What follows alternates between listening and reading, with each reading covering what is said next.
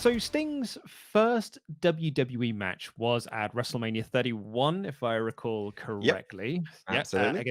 against Triple H. This is a match that a lot of wrestling fans have kind of been waiting for. This was Sting's debut, in-ring debut in WWE. I think pretty much since WCW closed, we all Mm. were waiting for when is Sting going to make the jump to Vince, and instead he went over to TNA and worked there for years and years and years and then eventually made the jump to WWE and had his first, or one of two matches he actually had in WWE, and it was on the big stage of WrestleMania 31 against Triple H. But was it an error?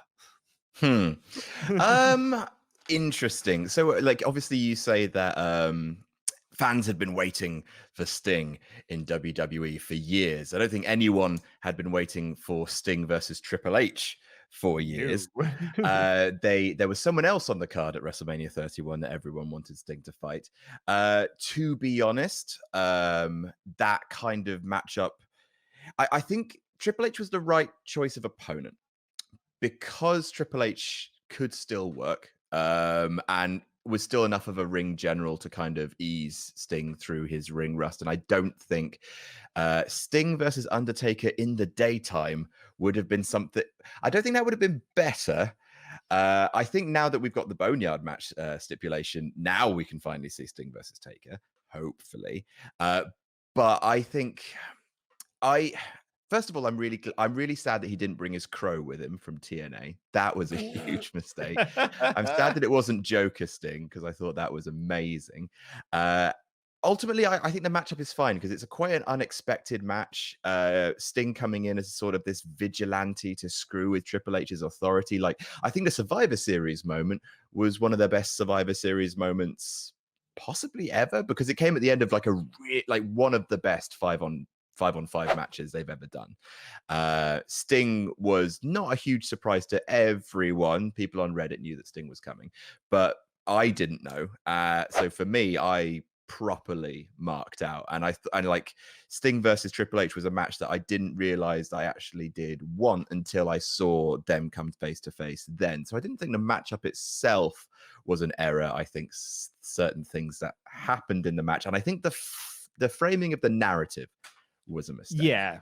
That's where I kind of come down on it, really. Is like the match itself was, broadly fine. And actually, Triple H might have been the completely correct opponent for him. But as you said, the narrative of the story, or the narrative of the match is where it kind of fell down because it was about WWE versus WCW, a war that had ended 15 plus years earlier that everyone had moved past. Who And cares? Exactly. WCW's gone. We don't care. Everyone who was like a big name in WCW has already come through WWE. Like that war's over. And then for JBL to say at the end of the match, "We won the war." Oh, you finally won, did you? Yeah, you won it ages ago, mate. Get over Yeah. it, lad. And then you have DX coming down to help Triple H, and you had the NWO, that faction that Sting was warring with for years and wanted rid of WCW, coming down to help him. Oh yeah, big fans of the original triumvirate of Hogan, Hall, and Nash was Sting. Jesus. So I think that's where the match sort of fell down. It wasn't the match itself was fine. It's just that the choice to make it this whole WWF versus WCW thing. And I remember Scott Hall did an interview where he was like, he cannot believe that Sting lost. Where they were going through in during the day. Here's the match. Let's lay out the match. And Hall just at one point goes, "Hang about, are you losing?" And Sting was like, "Yeah, no, I'm going. Triple H is going over." And Hall's like, "Man, I wouldn't have that." No, I don't believe you would. That for me is the only thing that I actually really fully regret. Like the WCW stuff was dumb because there's loads that you could actually do. Like Sting has always been someone who protects the sanctity of the company that he's in. Right, like obviously, apart from his heel stuff in TNA or his incredibly brief and stupid heel stuff in WCW, Sting has always been sort of like the ultimate company man. Like he protects from outside invaders. So I like the idea that Sting never came over to WWE because he didn't like the way Vince ran his his business. That's true. That just kind of feeds into Triple H's corrupt authority narrative really, really well. You know, Sting ended the authority, and that, like, Sting kind of drove Triple H out of his own company. That's enough for a WrestleMania match build. Like, all you Yeah. have to do is have Triple H like pull some shenanigans to get back in and like target Sting and like make it his mission to like make sure Sting never makes it to the Hall of Fame and stuff like that. Like, there's loads of stuff that's there that you don't have to revisit a feud that is, let me just see if I can count this up, 13 years old. No, Hmm. 14 years old. Um, ridiculous. And yeah, the only thing that I think really, really kind of taints its memory, because it's fun. Like, yeah, there's like 5 centuries of old meat in that ring. But it's fun to see Shawn Michaels come in and super kick Sting. It's fun to see DX and NWO throwing hands. It doesn't make a lot of sense, but it, the crowd there loved it, and it did feel like a Mania moment. It's just, I see no reason why Triple H won.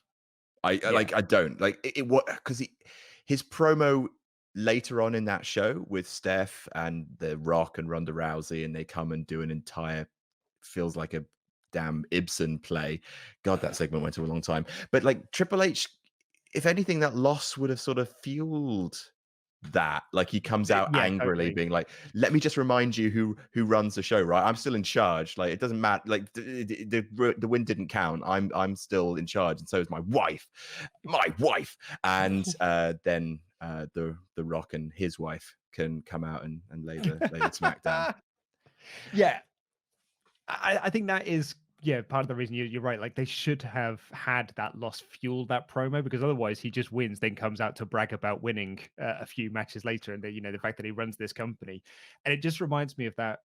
Sting did an interview where he said, like, one of the reasons he never went to WWE is because he saw how the Invasion lads were treated during the Invasion. Was like, Booker T came in. Booker T could have been a big star in that Invasion, but the first thing that WWF did was make him look like a chump. They had The Rock go out there and be like, "You're an idiot. Who are you? You're a stupid man. You're a big imbecile. I'm going to beat you now." And then he did. And then here comes Sting being like, "Yeah, it's my debut match in WWE, and I've been beaten." In a And way, like, the destiny almost came true, that he was sort of fed inadvertently to The Rock, like Booker T was.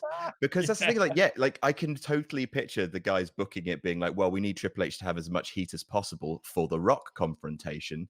So obviously he has to beat Sting. So if anything, yes, Sting's big, only, now we know, only WrestleMania match was in service to a Triple H versus Rock, not even match, a promo.